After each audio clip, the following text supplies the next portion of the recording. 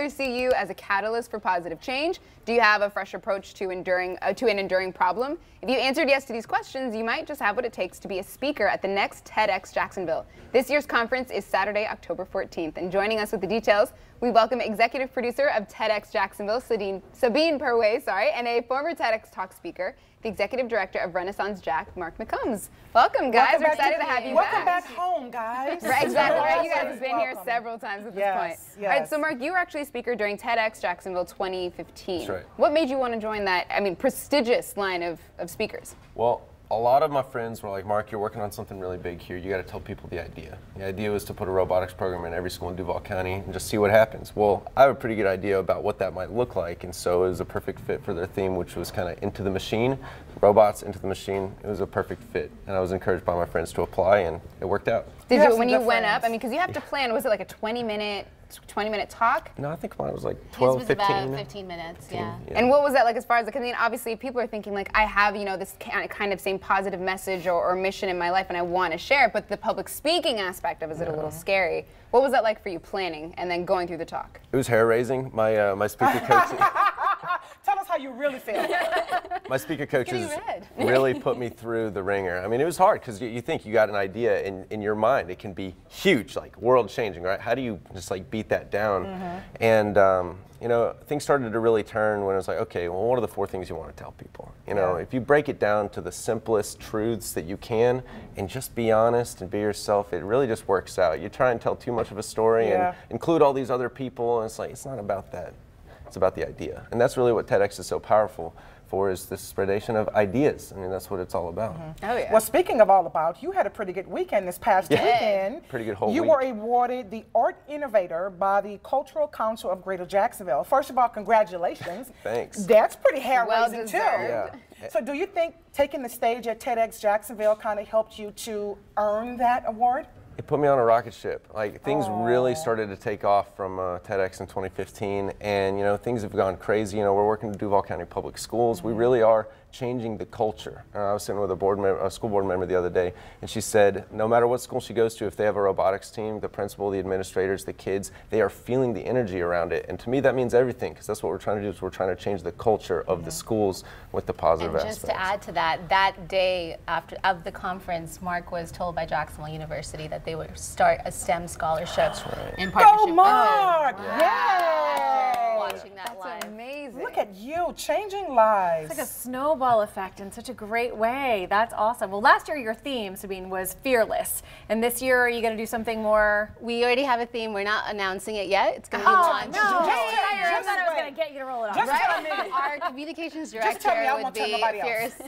But it's going to launch this summer. The reason we're holding it back is oftentimes people would try to fit their idea into that box and try to alter it, and we really didn't want them to dilute their message. We want them to share what their idea is on its own, and we'll take care of the theme, because the themes are always broad yet specific, so they don't need to worry about it. When we talked before the show, we were talking about the age difference. There's been 16-year-olds all the way up to 75, 73 years old that's spoken at the event. How do you actually choose or select that person, because there's only 12 lucky people that get to actually speak? It's, we always tell people before you submit your application, show it to a friend, talk through the idea, because like Mark was saying, oftentimes something is in your head and you feel like you have a full grasp on it, but the person reading it for the first time might not fully understand it. So it's really the most well-written applications, the ones who actually answer the questions, and really from there we look at, can they back up what they're saying? We actually do research everyone who has been on